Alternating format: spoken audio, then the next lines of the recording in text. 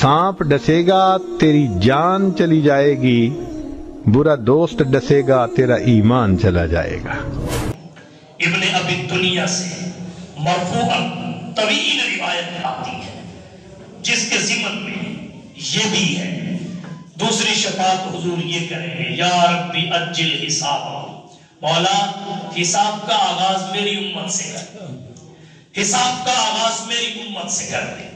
अल्लाह के नबी अपनी उम्मत को इंतजार करवाने की तकलीफ नहीं देना चाहते, इंतजार की ज़हमत से बचाने के लिए फरमाएंगे, या रब्बी अज्जिल हिसाबहum, मौला इनसे हिसाब शुरू कर। शफाअत की तीसरी किस्म क्या है? हुजूर सल्लल्लाहु अलैहि वसल्लम देखेंगे, खुलासा हदीस का ये है कि नबी की उम्मत के एक गिरोह को धकेल कर जहन्नम की तरफ ले जाया जा रहा है, धकेल कर। हुजूर उन्हें देखेंगे, उनकी निगाह मुस्तफा पे पड़ेगी, तो कहेंगे हुजूर हमारी शफाअत कीजिए, हमारी शफाअत कीजिए। रहमतुल लिल आलमीन उनकी शफाअत करेंगे, अल्लाह नबी की शफाअत को कबूल करके उन्हें जन्नत में दाखिल करेंगे। चौथी किस्म शफाअत की, हमारे नबी की शफाअत की, हुजूर अपने चचा ख्वाजा अबू तालिब के लिए शफाअत करेंगे, उनका अजाब हल्का कर दिया जाएगा। पांचवी किस्म शफाअत मुस्तफा की क्या है? वो ये, हुजूर सल्लल्लाहु अलैहि वसल्लम अपनी उम्मत के कुछ लोगों के लिए अल्लाह से दरखास्त करेंगे, मौला इन्हें बगैर हिसाब के जन्नत दे दे, बगैर हिसाब के इन्हें बगैर हिसाब किताब के जन्नत में दाखिल फरमा। और वो 70,000 लोग होंगे, और एक हदीस में यहां तक आता है उन 70,000 में से हर एक के साथ 70,000 गोया 70,000 को जब 70,000 के साथ ज़रब दी जाएगी तो सोचिए मोहम्मद की शफाअत की पावर क्या हो। और एक किस्म नबी की शफाअत की ये है कि कुछ लोग होंगे अहले जन्नत, मगर उनके और जन्नत के दरमियान रुकावट होगी, नबी शफाअत करेंगे वो रुकावट खत्म हो जाएगी। और नबी की शफाअत की एक किस्म ये है कि नबी के कुछ उम्मती जन्नत में पहुंच गए, नबी अल्लाह से दरखास्त करेंगे, मौला इनका ग्रेड अप कर दे, इनका ग्रेड अप कर दे। बुलंदी दरजात की शफाअत करेंगे, अल्लाह उनके दर्जे भी बुलंद कर देंगे। और आठवीं किस्म हुजूर की शफाअत की क्या है? आठवीं किस्म हुजूर की शफाअत की ये है कि नबी की उम्मत के वो गुनाहगार जिनका अकीदा दुरुस्त हो, अकीदा दुरुस्त हो, कुफ्र और शिरक के मुर्तकिब ना हुए, बदअकीदगी शिरक तक ना पहुंची हो, मुर्तकिबीने कबीरा हो, हुजूर सल्लल्लाहु अलैहि वसल्लम उनके लिए शफाअत करेंगे। अल्लाह नबी की शफाअत की बरकत से उन्हें जहन्नम से निकाल के जन्नत में भेजे। और ये खिलाफे अदल नहीं है, मुआफिके फज़ल है। और बास दूसरी रिवायात को साथ मिलाने से नामी और 10वीं किस्म हमारे नबी की शफाअत की सामने आती है। हुजूर ज़ायरीन मदीना रोजे की ज़ियारत करने वाले के लिए शफाअत करेंगे, अहले मदीना के लिए शफाअत करेंगे। सुयूती ने 8 किस्में हमारे नबी की शफाअत की जिक्र की, दीगर रिवायात को साथ मिलाया जाए तो 10 किस्में बनती हैं हमारे पैगंबर की शफाअत की, जिनमें कुछ वो हैं जो फकत हुजूर के लिए है, आपके साथ दूसरा कोई शरीक नहीं है। कुछ वो हैं जो हुजूर के लिए भी हैं, हुजूर के अलावा दीगर भी उनमें शरीक है। बहरहाल शफाअत की जो सबसे बड़ी किस्म है, जिसे शफाअत कुबरा कहा जाता है, वो अल्लाह ने अपने हबीब के दामन में डाल दी और फरमाया इन्ना आतैना कल कौसर, ए हबीब बाकियों की जो शफाअत है वो शफाअत है, और जो तुझे मिलने वाली शफाअत है वो शफाअत भी कौसर है। हमने आपको कौसर अता किया। यहाँ एक बात और शामिल करना चाहूंगा, वो ये हुजूर सल्लल्लाहु अलैहि वसल्लम को शाफिए माशर का लक़ब अता हुआ, शाफिए माशर का, क्योंकि आप फरमाते हैं अना अव्वलु शाफिइन व मुशफ़्फ़ा, मैं सबसे पहले शफाअत करूंगा और अल्लाह मेरी शफाअत को कबूल करे। یہاں سے شافی معاشر کا لقب مستفاد ہے۔ ایک بات ذہن میں رکھیے، انسان کے نام دو قسم کے ہوتے ہیں، ناموں کی دو قسمیں ہیں، نمبر ایک ذاتی نام، نمبر دو صفاتی نام۔ آپ مثال سے سمجھ لیں، مثال اس کی یوں سمجھیں، ایک بچے کا ذاتی نام زید ہے، اب اس بچے میں کوئی خوبی صفت اور کمال ظاہر نہیں ہوا، اس کی ذات پر دلالت کرنے کے لیے جو نام رکھا گیا زید، وہ اس کا ذاتی نام کہلائے گا۔ صفاتی نام کسے کہتے ہیں؟ پھر زید میں کچھ خوبیاں پیدا ہونا شروع ہو گئی، وہ خوبیاں مکمل ہو گئی، تو پھر ایک خوبی ایک صفت کو ظاہر کرے گی، ایک صفاتی نام کو وجود بخشے گی، ایک صفاتی نام کو جنم دے گی۔ مثال کے طور پہ زید نے قرآن حفظ کر لیا، اب اس کو حافظ زید کہیں گے، پھر اس نے درس نظامی کر لیا، پھر اس کو مولانا زید کہیں گے، پھر اس نے تخصص فی الفقہ کر لیا، پھر اس کو مفتی زید کہیں گے، پھر یہ ڈاکٹر بن گیا، میڈیکل کی ڈگری حاصل کر لی، اسے ڈاکٹر زید کہیں گے، حافظ، قاری، عالم، ڈاکٹر، یہ سب اس کے صفاتی نام ہیں۔ زید کی ذات میں جو صفتیں پیدا ہوں گی، جو خوبیاں پیدا ہوں گی، جو کمالات پیدا ہوں گے، ان کمالات پر جو الفاظ دلالت کریں گے، جو القاب دلالت کریں گے، انہیں صفاتی نام کہیں گے۔ بالکل اسی طرح جناب نبی کریم صلی اللہ علیہ وسلم کے ذاتی نام بھی ہے، صفاتی بھی ہے۔ ہر نبی کا ذاتی نام ایک ہے، نبیوں کے نبی کے ذاتی نام دو ہیں، ایک ذاتی نام محمد ہے، دوسرا ذاتی نام احمد ہے۔ پھر آپ کے منقول صفاتی نام 99 ہیں، وگرنہ جتنی حضور میں خوبیاں ہیں اتنے ہی آپ کے نام ہیں، جتنے کمالات ہیں اتنے ہی آپ کے نام ہیں۔ تو آپ کے 99 صفاتی ناموں میں ایک صفاتی نام شافع ہے، فرمایا انا اول شافع و مشفع، میں سب سے پہلے شفاعت کروں گا اور حضور کی شفاعت قبول ہوگی، جسے مشفع کہا ہے۔ اب سوال یہ ہے، شفاعت تو دیگر انبیاء بھی کریں گے میدان محشر میں، شفاعت علماء بھی کریں گے، صحابہ بھی کریں گے، حدیث کے مطابق حافظ بعمل حافظ 10 آدمیوں کی شفاعت کرے گا، اور حافظ کو 10 آدمیوں کا کوٹا ملے گا، خاندان کے 10 آدمیوں کا، وہ انہیں جہنم سے نکال کے اللہ سے درخواست کر کے جنت میں لے جائے گا۔ شہید 70 آدمیوں کی شفاعت کرے گا، حدیث میں آتا ہے۔ سوال یہ ہے، جب میدان محشر میں شفاعت بہت سارے طبقات کرے، بہت سارے طبقات کے بہت سارے افراد کرے، تو پھر شافی معاشر کا لقب فقط حضور کے لیے کیوں ہے؟ شافی معاشر کا لقب فقط حضور کے لیے کیوں ہے؟ اس کی بہت ساری وجوہات ہیں، اختصار کے پیش نظر میں ایک دو عرض کر دیتا ہوں، تفصیل پھر کس موقع پر۔ ایک تو اس وجہ سے آپ ہی کی ذات کو شافی معاشر کہا جاتا ہے، گو اور لوگ بھی سفارش کریں گے لیکن تب تک نہ کر سکیں گے جب تک محمد مصطفیٰ نہ کریں۔ اللہ، تو گویا باقیوں کے لیے باب شفاعت حضور کی ذات کھولے گی، جب باقیوں کے لیے در شفاعت شفاعت مصطفیٰ سے کھلے گا، اسے شفاعت کبریٰ عظمیٰ کہتے ہیں۔ تو اس سے نتیجہ یہ نکلا کہ باب شفاعت میں اصل محمد کی شفاعت ہے، اصلاً شفاعت جناب نبی کریم صلی اللہ علیہ وسلم کی طرف لوٹتی ہے، باقیوں کی ضمناً ہے، طبعاً ہے، اس لیے شافی معاشر کا لقب فقط محمد مصطفیٰ کے لیے۔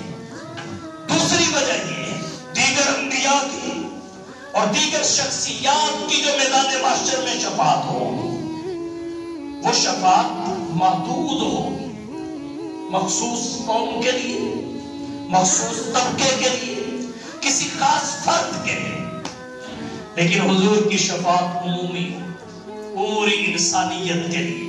جیسے آپ کی نبوت کی کوئی حد نہیں، پوری انسانیت کے لیے ہے۔ قل یا ایھا الناس انی رسول اللہ الیکم جمیعا، اے حبیب کہہ دیجئے روئے زمین کے انسانوں میں تم سب کی جانب اللہ کا رسول بن کے آیا ہوں وما ارسلناک الا کافۃ للناس بشیرا ونذیرا تو جیسے آپ کی نبوت پوری انسانیت کے لیے ہے تمام بنی نوع انسان کے لیے ایسے ہی آپ کی شفاعت بھی بنی نوع انسان اللہ بنی نوع انسان کے لیے اور پھر تیسری وجہ یہ بھی ہے کہ حضور سے پہلے یلہمون لذالک ابن ماجہ کی روایت کے مطابق اللہ کی طرف سے پروسیجر کا الہام ہوگا پہلے آدم کے پاس جاؤ پھر آدم نوح کے پاس بھیجیں گے وہ ابراہیم کے پاس بھیجیں گے وہ موسیٰ کے پاس بھیجیں گے وہ عیسیٰ کے پاس بھیجیں گے پھر آخر میں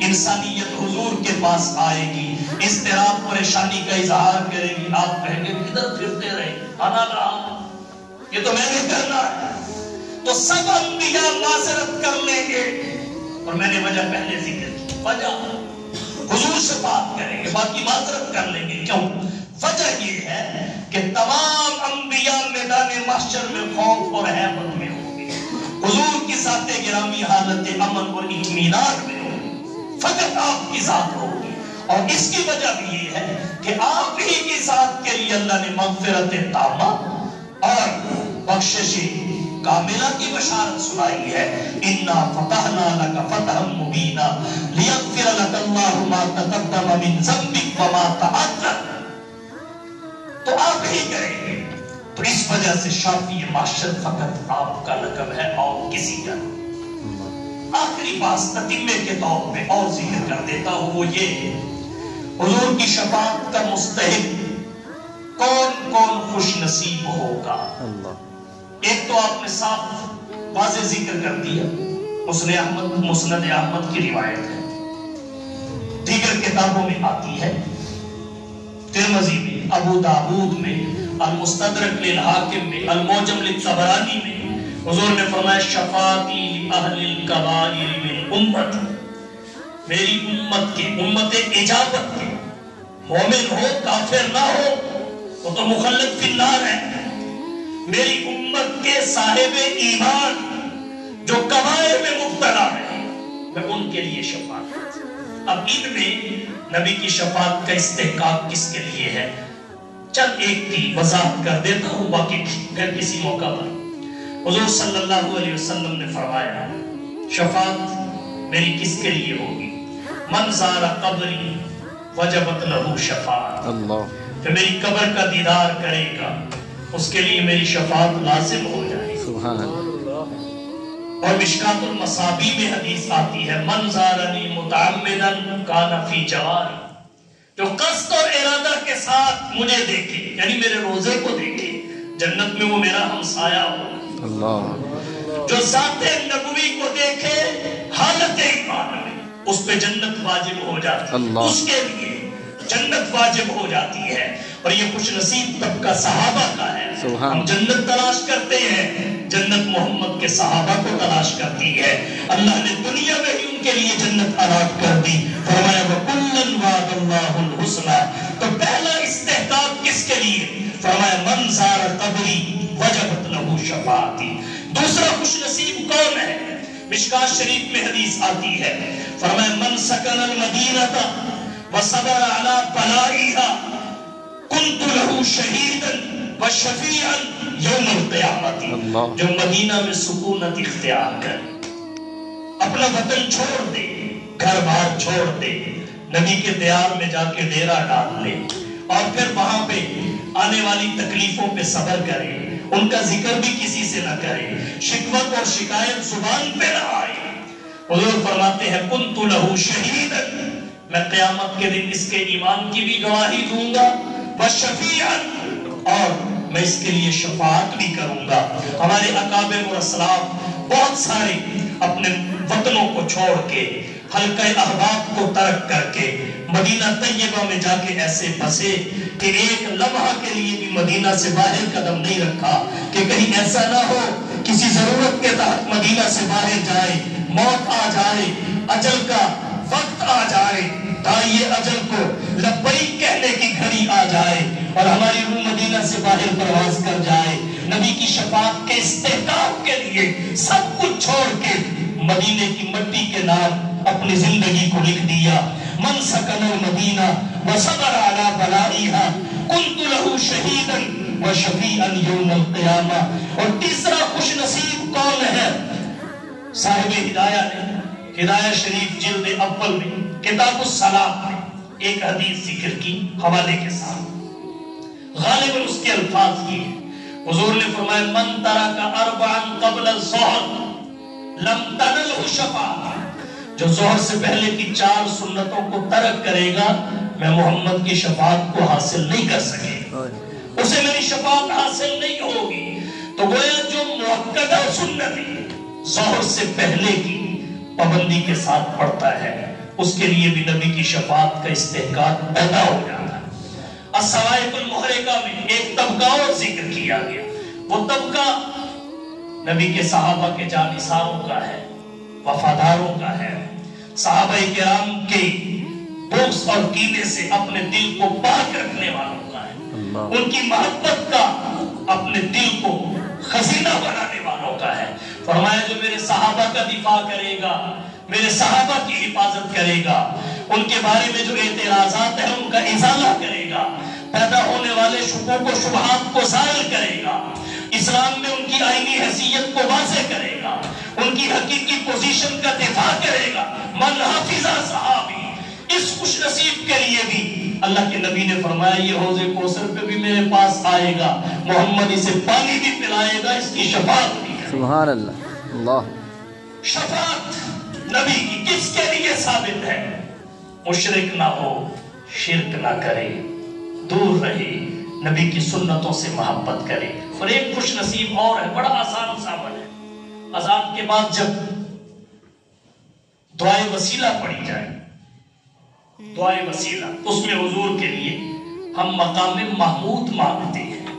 تو نبی کی جانب سے اشارہ یہ ہے جو میرے لیے مقام محمود مانگے گا یہ شفاعت ہی تو ہے، اللہ اس کے لیے نبی کی شفاعت ثابت ہو جائے گی. اور حضور نے پوری زندگی ہمارے لیے مانگا ہے. آپ تو بخشے بخشائے تھے، ہمارے لیے مانگا ہے، لیکن ہمیں یہ کہا ہے کہ تم میرے لیے اللہ سے مقام محمود مانگنا. اور دعائے وسیلہ میں اسی کی درخواست ہے. تو نبی کے لیے دعائے وسیلہ کی درخواست، وسیلہ کی درخواست جو دعائے وسیلہ میں ہے، اللہم رب هذه الدعوة التامة والصلاة القائمة آتی محمد الوسیلۃ والفضیلہ. جو شخص یہ پڑھتا ہے اس کے لیے بھی محمد کی شفاعت ثابت ہو جاتی ہے. تو کوثر کا ایک معنی مقام محمود ہے، جس کا ایک مصداق مقام شفاعت. المقام المحمود هو مقام الشفاعة لأنه يحمده فيه الأولون والآخرون. اور اس کے مصداق میں ایک دوسرا قول کیا ہے؟ نبی کے امتیازات جو پروردگار قیامت کے دن روز روشن کی طرح واضح کر دیں گے. نبی کی خدمات جنہیں ہر کوئی کھلی آنکھوں سے دیکھ لے گا. نبی کے محاسن و محامد جن کی بنا پہ خالق اور مخلوق سب نبی کی تعریف کریں گے. اور تیسرا مصداق بخاری شریف کی روایت میں حضور نے خود فرمایا مقام محمود سے مراد مقام شفاعت ہے، مقام محمود سے مراد شفاعت ہے، اور شفاعت سے مراد شفاعت کبریٰ ہے. اور اس کے تحت جو ضمنی ابحاث تھی میں نے ذکر کی، تو اللہ نے اپنے نبی کو تسلی کے طور پہ کہا اِنَّا أَعْطَيْنَاكَ الْكَوْثَرَ، اے حبیب ہم نے تجھے کوثر، مقام محمود یعنی امتیازات، خدمات، محاسن و محمد اور عظمی و کبریٰ شفاعت عطا کی. نرینہ اولاد حکمت کے تحت لی، کوثر تسلی کے تحت دیا. ہر نبی کی شفاعت شفاعت ہے، تیری شفاعت بھی کوثر ہے. وآخر دعوانا ان الحمدللہ رب العالمین.